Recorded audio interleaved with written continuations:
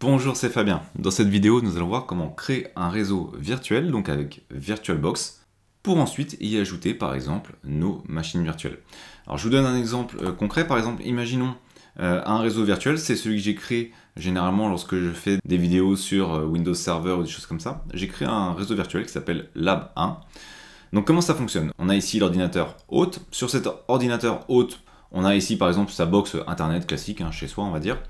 Et donc, mon ordinateur hôte a une carte virtuelle avec laquelle il peut communiquer avec la box et ensuite partir sur Internet. Sauf qu'avec VirtualBox, on peut créer des réseaux virtuels, des cartes virtuelles également. Et donc, au niveau de ces réseaux virtuels, on peut créer un réseau complet derrière cette carte virtuelle qui va au final faire le rôle de routeur entre l'hôte et le réseau virtuel.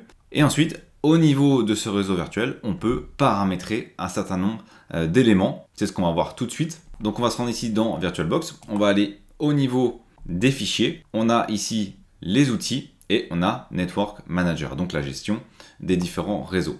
Il suffit de cliquer dessus, on a plusieurs solutions, en créer un, en supprimer un, ou utiliser les propriétés donc pour modifier les propriétés du réseau. On peut voir qu'on a trois grands types de réseaux.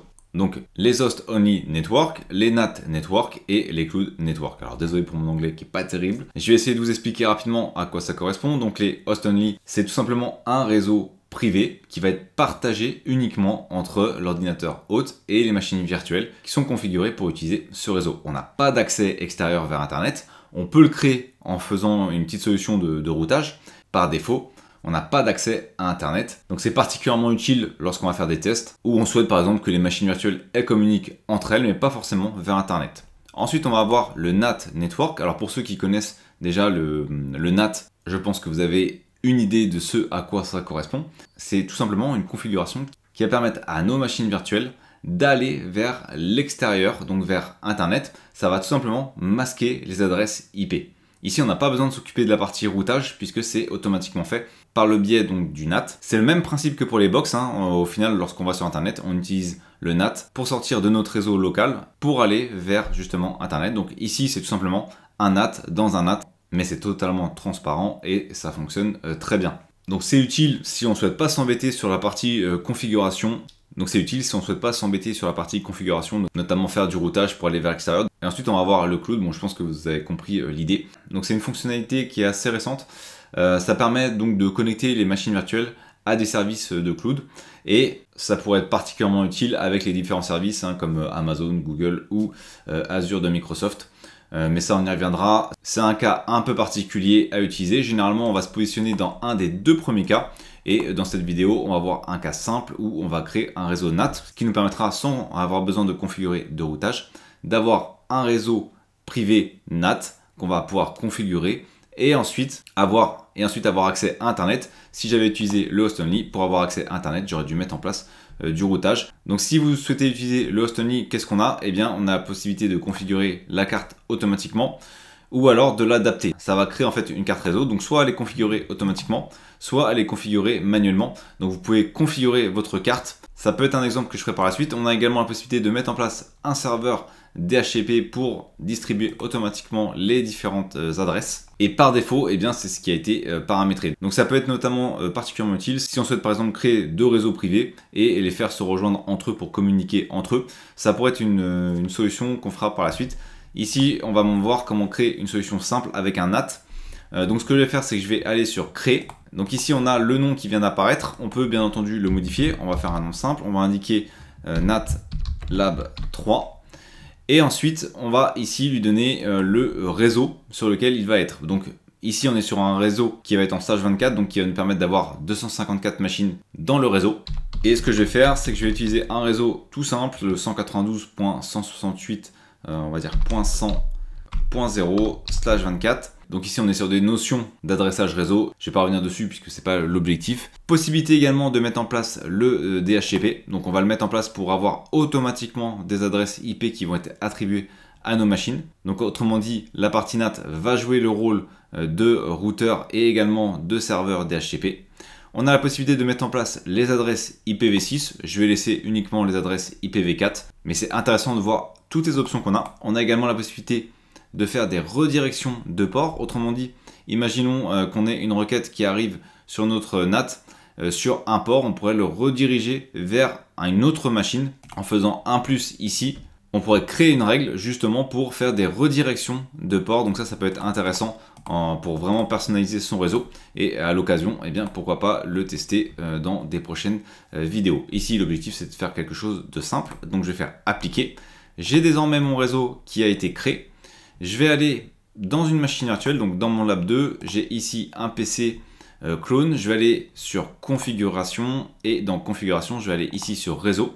Et je vais tout simplement choisir le nouveau réseau que j'ai créé. Alors, ici, on a les interfaces réseau, l'interface NAT par défaut, on a l'accès par pont, autrement dit, on va avoir une adresse qui va être sur notre réseau local au même niveau que la machine hôte.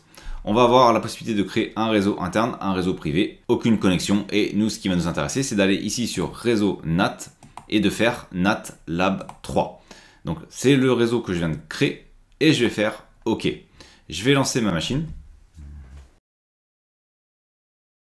Je vais me connecter et normalement au niveau de la configuration, on devrait être sur un réseau, donc ce qu'on disait qui doit être ici au niveau du 192.168.100.0 et donc on doit avoir une adresse IP puisqu'on a activé le DHCP qui va se trouver entre .1 et .254.